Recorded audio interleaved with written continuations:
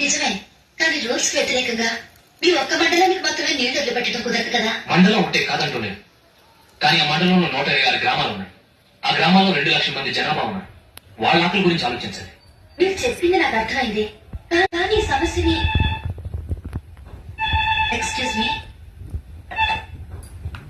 Hello, నేను lawyer సుమిత్రని మాట్లాడుతున్నాను.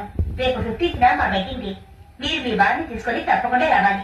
I'm sorry, ఆ రోజు మా మామగారి పుట్టినరోజు. నేను మా వారు గుడికెళ్ళి ఆయన పేరు మీద అర్చన చేయించాలి. నాకు రావడం కుదరదు. It's okay. How is your son? మా అబ్బాయా, ఈస్ వెరీ ఫైన్. వాడి ఖర్చు వాళ్ళ తాతయ్య పొలికే. రూపంలో గాని గుణంలో గాని వాళ్ళ తాతయ్య గారికి ఏమాత్రం తీసుకోడు.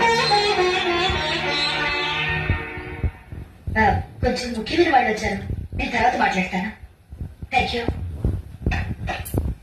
మీ విషయం గురించి ట్యూషన్ ఇంజనీర్తోనూ మినిస్టర్ గారితోనూ కన్సల్ట్ చేస్తాను. తప్పకుండా మీకు ఫేవర్ గా చేస్తాను. ఓకే, నమస్కారం. నమస్కారం.